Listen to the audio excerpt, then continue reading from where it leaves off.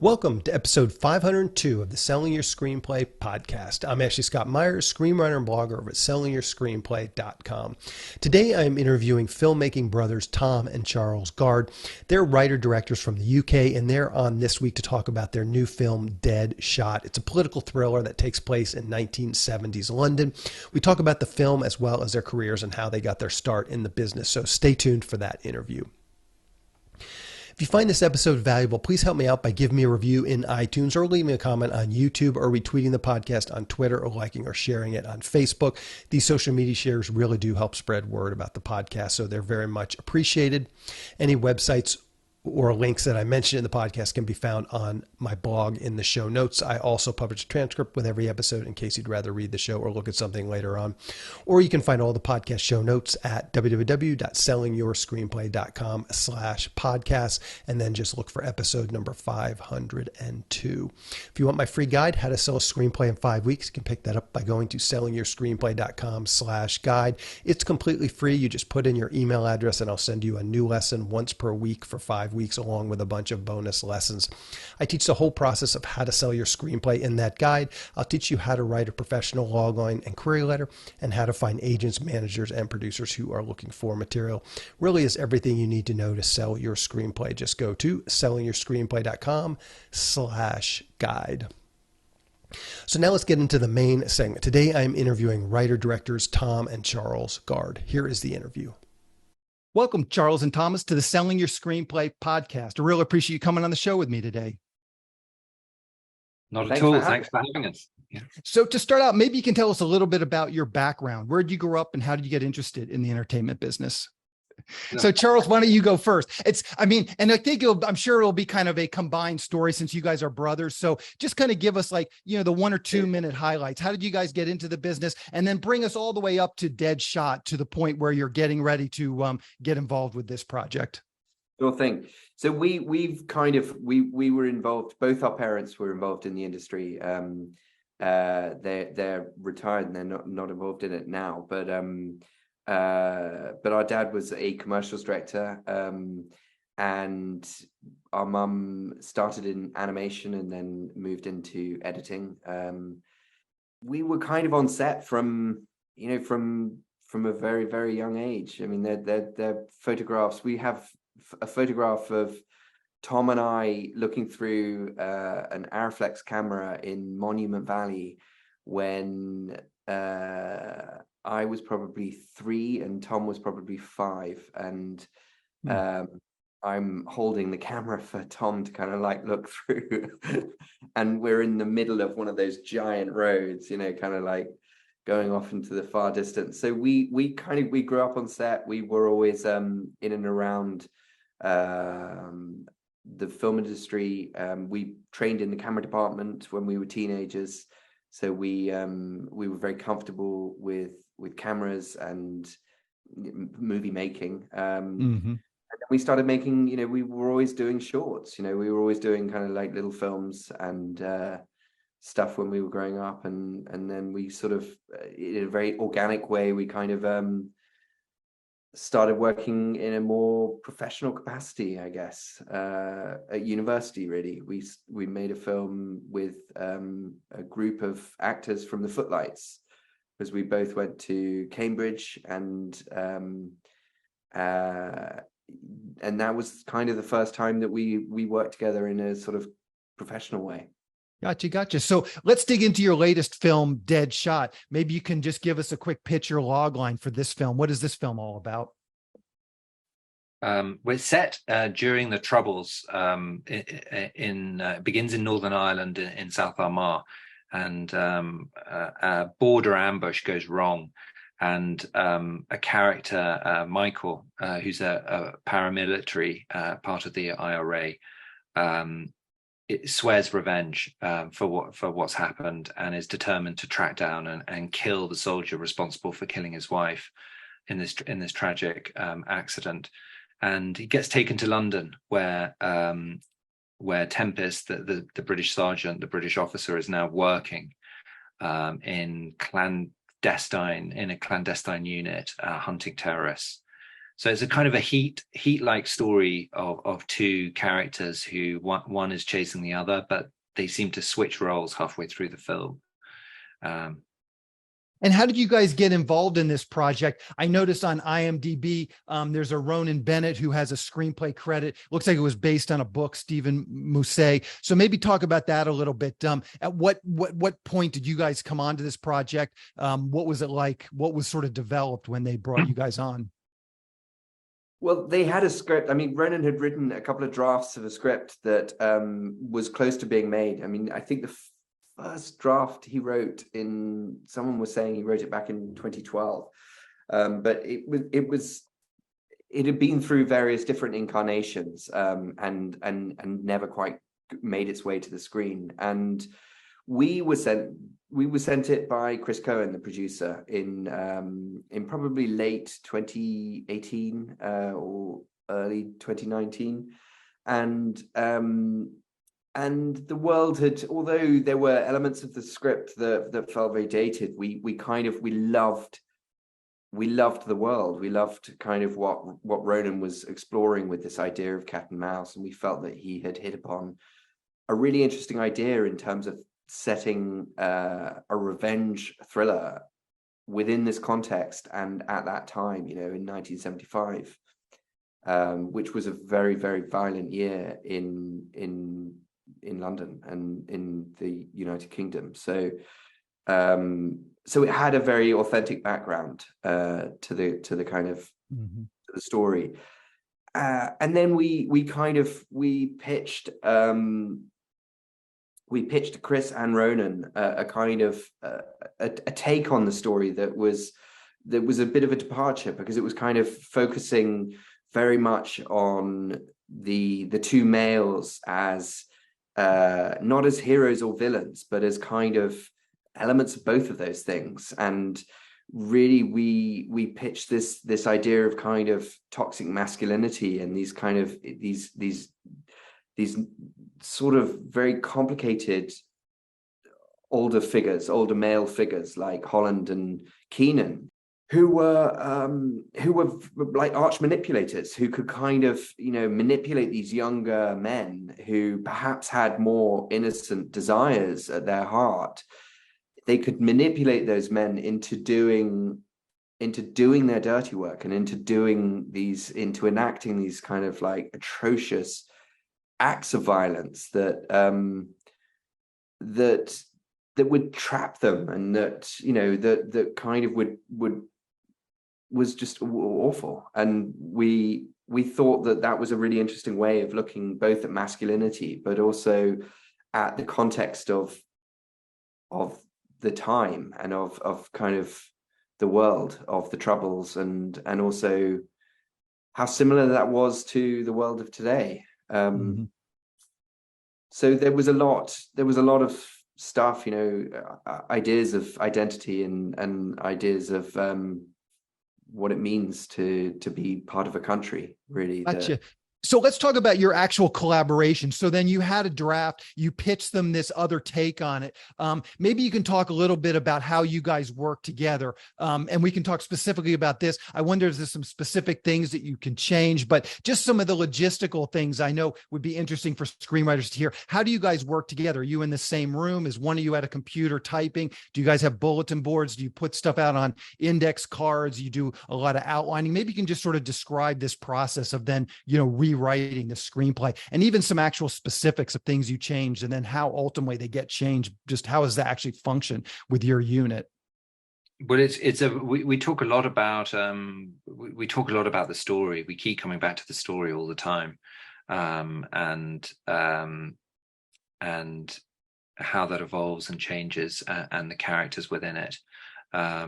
We do a lot of all the things that you say. I mean, we do at different times. I mean, sometimes you need those things to help you at certain moments, the pin boards and the post-it notes, and other times that you have to kind of shut your eyes and imagine it more and actually kind of get away from those things. So you're constantly trying to listen to the sound of the film, the kind of the heartbeat of it, and find out where it's going to take you. And what does that, just as a practical matter, like what does that actually look like for you guys? You're in the same room, you're discussing the story, and then, one of you will go, okay, we're going to go in, and you start to break down scenes. Just again, I'm just sort of curious of just like how that actually works. We listen to music, and music can be very, very helpful in terms of jamming the radar and allowing you to not necessarily see the problems, but to sort of see the bigger picture and kind of what it is that you want to explore. But yeah, I mean, we do, yeah, we sort of sometimes, I mean, they're fantastic tools. I mean, sometimes if we're not in the same room, then Final Draft has an amazing ability to kind of a collaborative tool that you can kind of you can be working on the draft simultaneously from wherever you are. So there were definitely times where we were doing that if one of us was abroad, or or if we couldn't be in the same room. That was a great way of doing it. Are there some specific items you can point to in that first or that draft that you guys got from Ronan that you wanted to change? And then maybe just walk us through that sort of process. Okay, this is how the original script went, and then this is how we changed it. And maybe talk through some of your reasoning for making those changes. Well, it was important to us that there were no heroes or villains in the story, and that. And we didn't want to be too bogged down in specifics of the conflict. So by specifics, I mean religion or party politics or kind of partisan sectarianism. And we probably, that was our first kind of step, was to see the revenge in the film in a more mythic way. Was try to make it, we were keen to make it more universal, and that was kind of a big step.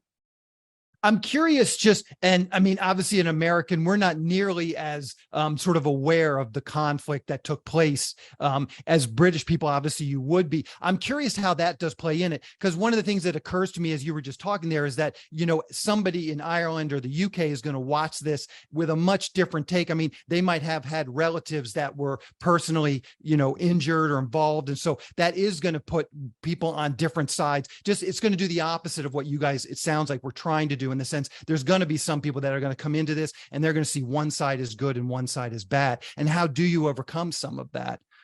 It's sort of a cultural prejudice, I guess. Yeah, well, prejudice is everywhere. I mean, you can't escape it. But we tried our hardest to kind of constantly contextualize whatever was happening from the point of view of two sides. So, for instance, the scene with Michael's mother when Keenan goes to tell her that Michael's dead, that was a very important scene to be able to offer the audience. It was an important scene to us to be able to offer the audience an opportunity to see what's happening at that time and in that land from a slightly different point of view. From the point of view of perhaps one of these days is all of this is going to be over, and it's sort of, and is it really worth kind of killing everyone? Is the futility of the violence and the futility of death and loss, that seemed to be, that was something that we were really keen to explore. So What did the development process look like for this script? It sounds like you were working with the producer and also working with the original writer. How did that go? You guys would write a draft, you would send it to them, you would get some notes from them. And I'm just curious how you potentially address some of those notes. Were there some notes that maybe you didn't agree with? Were you guys on the same page? But maybe talk us through that. How did this development process go for this project? We were given a massive amount of freedom. I mean, beyond the initial kind of like pitch meeting that we had with Chris and Ronan, I think we met with Ronan one more time. But really, he was not available. It wasn't ever our intention to kind of to climb on board the script in the way that we did. It just sort of evolved. He wasn't available to do any changes, and Chris kind of said, look, you guys should just run with this and make it your own. And that was that sort of, once we started kind of getting involved in that, it became it kind of got bigger and bigger and bigger, and we started reworking a lot. And characters like it was very important to us that this idea of the heroes and villains, but also that there was a kind of a sense of empathy and a sense of fairness in how people were portrayed. And also we were very keen on strengthening the women and making the female characters, obviously the story, the thrust of the story was told from the male point of view, but we felt that it was incredibly important to contextualize this world with female characters that were strong in their own right, and also as trapped as the men. So characters like Catherine, and the way that she evolved was kind of that was really important to us. I mean, that was kind of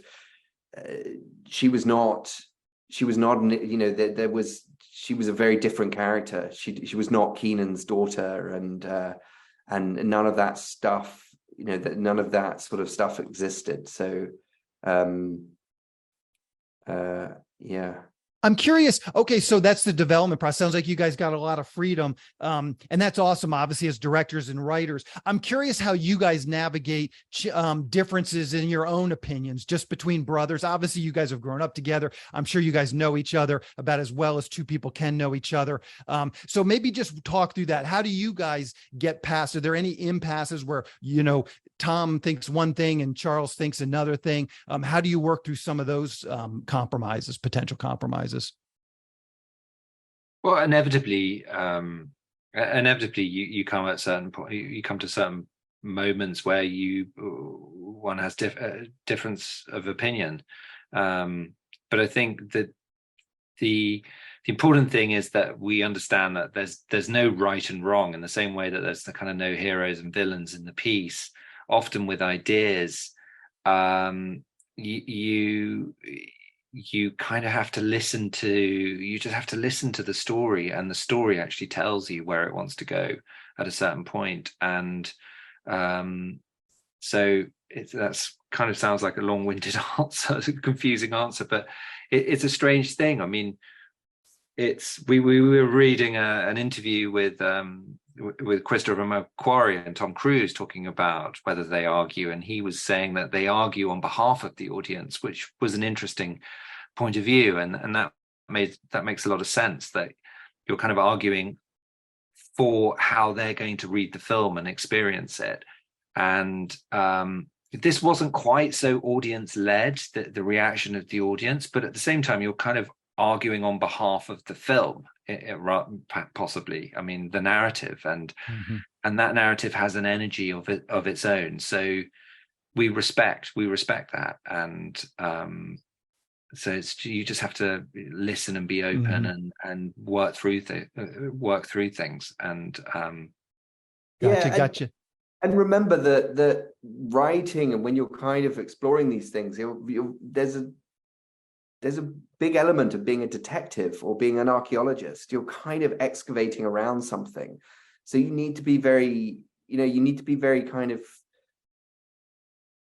methodical and careful about how you sort of reveal it, because it's in there. And once you commit to a story and you believe in a story, and you have that, like, you suddenly have that burning desire to tell that story, then you have to just keep exploring and kind of uncovering the story. And yeah, as Tom's saying, tuning into it, because we love this expression, water finds a way, because the kind of the resolution, the solution to whatever the problem is will reveal itself when you keep working it. Gotcha. So I just like to end the interviews by asking the guests if there's anything you guys have seen recently that you thought was really great that you can recommend to our mostly screenwriting audience. Anything on Netflix, Hulu, HBO. What have you been watching? Is there anything you think is really good out there? Barbie. Okay, you guys are down with Barbie. I had the mixed reactions to Barbie. I have 2 young daughters, so it was definitely on our radar, but I was not super enthusiastic about it. So, but I do recommend it as something people check out. So that's interesting. Well, tell us how people can see Deadshot. What's the release schedule going to be like with that? It's in theaters and on Showtime, streaming on the 18th of August. Okay, perfect. And what's the best way for people to keep up with what you guys are doing? Anything you're comfortable sharing, Twitter, Facebook, Instagram, I will round that up, put it in the show notes so people can click over to you. We're not too plugged into the... Gotcha. Okay, I'll link to your IMDb pages. That'll be, these people can kind of check out what you're doing. So, well, guys, I really appreciate you coming on and talking with me. Good luck with this film and good luck with all your future films as well. Thanks very much. Thank you. We'll talk to you guys later. Thanks. Bye. A quick plug for the SYS Screenwriting Analysis Service. It's a really economical way to get a high-quality professional evaluation on your screenplay. When you buy our 3-pack, you get evaluations at just $67 per script for feature films and just $55 for teleplays. All the readers have professional experience reading for studios, production companies, contests, and agencies. You can read a short bio on each reader on our website, and you can pick the reader who you think is the best fit for your script. Turnaround time is usually just a few days, but rarely more than a week. The readers will evaluate your script on 6 key factors: concept, character, structure, marketability, tone, and overall craft, which includes formatting, spelling, and grammar. Every script will get a grade of pass, consider, or recommend, which should help you roughly understand where your script might rank if you were to submit it to a production company or agency. We can provide an analysis on features or television scripts. We also do proofreading without any analysis. We will also look at a treatment or outline and give you the same analysis on it. So if you're looking to vet some of your project ideas, this is a great way to do it. We will also write your logline and synopsis for you. You can add this logline and synopsis writing service to an analysis, or you can simply purchase this service as a standalone product. As a bonus, if your screenplay gets a recommend or a consider from one of our readers, you get to list the screenplay in the SYS Select database, which is a database for producers to find screenplays and a big part of our SYS Select program. Producers are in the database searching for material on a daily basis, so it's another great way to get your material in front of them. As a further bonus, if your script gets a recommend from one of our readers, your screenplay will get included in our monthly Best Of newsletter. Each month we send out a newsletter that highlights the best screenplays that have come through our script analysis service. This is monthly newsletter that goes out to our list of over 400 producers who are actively looking for material. So again, this is another great way to get your material out there. So if you want a professional evaluation of your screenplay at a very reasonable price, check out www.sellingyourscreenplay.com/consultants. Again, that's sellingyourscreenplay.com/consultants. On the next episode of the podcast, I'm going to be interviewing filmmaker Julia Bergeron, who did a short film called That Last Girl. A couple of weeks ago, I had on Brian McQuarrie, whose film Plea is the opening night feature film, and then That Last Girl will be our opening night short film. That's going to take place October 6th at 6 p.m. Check out the website for all the details, www.sixfigurefilmfestival.com. Julia also wrote the feature film Murder Van, which we're hoping to show Saturday night at the festival, October 7th at 4 p.m., but it's not completely through post-production, so it's not locked in yet, but hopefully we will be showing that. But I'll be talking more about Murder Van in the coming months, as it's a script that was actually discovered on SYS's The Budget List. So hopefully we'll be showing it at the festival, but if not, I'll definitely try and have Julia back on to talk about it in the coming months. But next week, she's on to talk about her short film, That Last Girl. So keep an eye out for that episode next week. That's the show. Thank you for listening.